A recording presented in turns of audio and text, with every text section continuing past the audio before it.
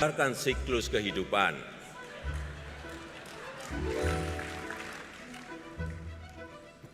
Berkat kepedulian dan bantuan negara ekonomi maju, negara-negara berkembang mampu memberikan kontribusi besar bagi pertumbuhan ekonomi dunia. Namun, akhir-akhir ini, hubungan antar negara-negara ekonomi maju semakin lama semakin terlihat seperti Game of Thrones. Perang dagang semakin marak dan inovasi teknologi mengakibatkan banyak industri terguncang. Negara-negara yang tengah tumbuh juga sedang mengalami tekanan pasar yang besar.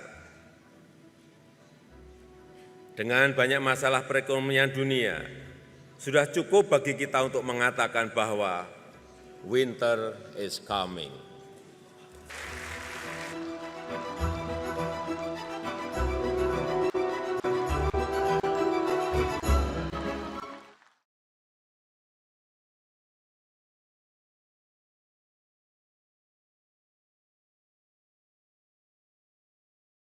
Growing problems with peer-to-peer lending in China. The way it works is this. You give money to a lender who loans it to others, and then you make money on the interest. But, as Matt Rivers tells us, many P2P loans in China have not been repaid, and thousands there have lost their life savings. These are some of the victims being treated like criminals by the government that they say failed them. China is in the middle of a widening P2P lending crisis, and protests erupted in Beijing this week. They were met by an overwhelming police response. Look at this woman, prone, being dragged into a cop car. Another scene here, hauled towards a bus. This is how China deals with public protest. This man spoke to CNN, and we agreed to protect his identity. He could face government retribution for speaking to us. He invested about $40,000, his and his parents' entire savings, in a P2P company called Toronja. He thought it was safe. In China, the law only protects a small group of people, he says, not us, the masses. In early July, the company collapsed. His family's savings were gone, and there was nothing he could do. The company's website says the chairman disappeared. Police opened an investigation and have detained 13 people, but says nothing about paying anyone back. He says, I fear that my family will learn this. My parents would be suicidal if they knew, so only me and my wife know for now. 4,470 P2P firms have collapsed since 2012, according to Wangdai Jirjia, a respected industry analysis firm. The firm says nearly 1.2 million people lost their investments, worth about $11.5 billion in all. The People's Bank of China said they would crack down on bad lenders and, quote, comfort the investors.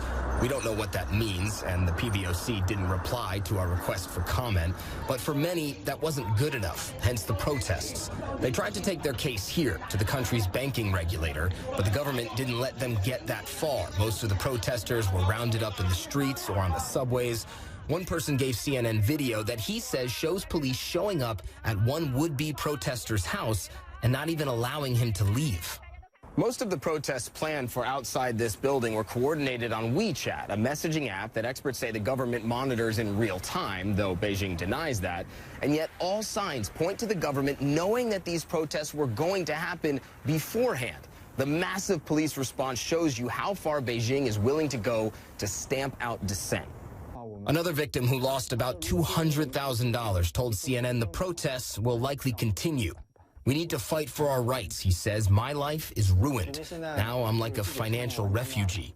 So despite the threats of jail or detention, it seems that people who've already lost everything have little left to lose. And now, Christy, you're probably asking, well, why did all of these people choose to invest their savings this way? And part of the reason is that the government here actually encouraged them to do it. So take a look at these photos. The P2P company we just told you about, called Toronja, was actually a favorite of local and national government. Officials toured their offices and even attended fancy banquets like this one. The government essentially promoted this company. People truly thought that this was legit. And now the same government that told them to invest this way is essentially leaving them out in the cold.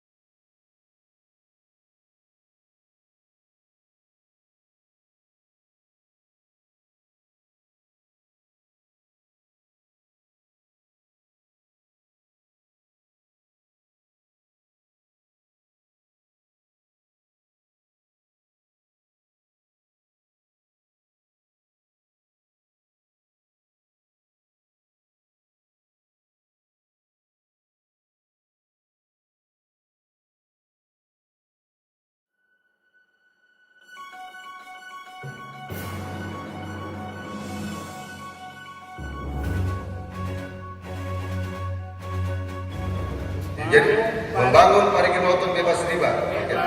Riba. 1, 2, 3. Membangun parikinoto bebas riba.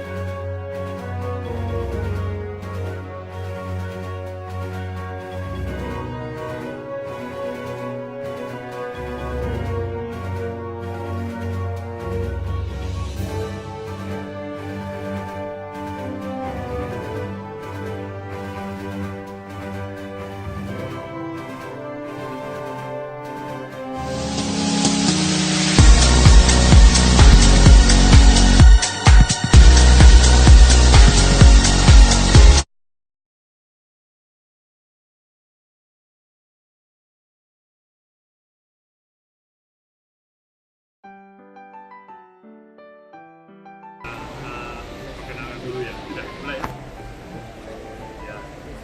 Perkenalkan, nama saya Maxwin, Ketua dari Yayasan Pendidikan Anti Riba Organization. Ini saya dengan wakil Bupati, wakil Wali Kota, Wakil Bupati ya, Wakil Bupati Aceh Barat, Pak Bantah. Silakan Pak, ada mungkin yang disampaikan dengan acara penandatanganan MOU bangun Kabupaten Aceh Barat tanpa PAD, tanpa APBD. Baik, nama saya Haji Bandar Pisam, jabatan Wakil Bupati Aceh Barat. Dalam konteks penandatanganan semacam MOU untuk pemerintah Bupati Aceh Barat dalam rangka pelaksanaan kegiatan usaha dengan pihak perusahaan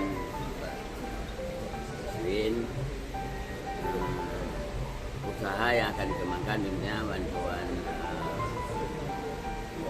dana dengan tanpa riba, dan ini kita berupaya yang kerjasama yang baik ini, dan kita berjanji berupaya maksimal agar perusahaan ini jalan pada manfaatnya kedua pihak, terutama manfaat nyata untuk rakyat Aceh Barat dan untuk pemerintah kabupaten. Barangkali kita sesuai MOU akan berupaya maksimal, dan dalam perjalanannya tentunya karena ini merupakan usaha model baru, gerakan baru, tentu kami setiap saat tidak bosan-bosan melakukan konsultasi atau komunikasi dengan pihak kesatuan. Ya. Ya. Oke, mari silakan Pak.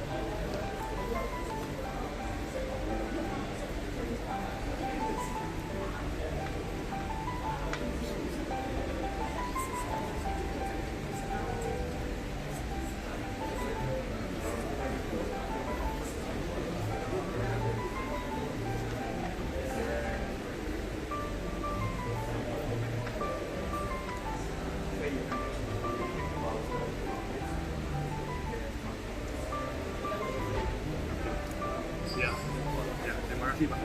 Ini dulu Bisa jalan manfaat untuk rakyat, untuk bangsa dan negara. ya, negara. Ya, Pak. Ya. Oh ya, saya betul. Stempel dulu baru dia lebih. Ya.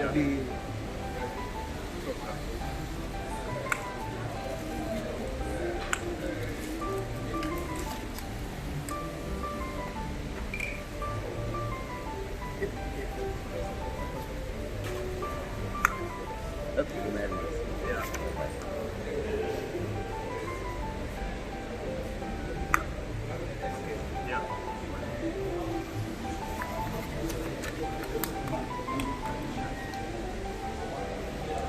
Oke. Oke. Siap, Pak.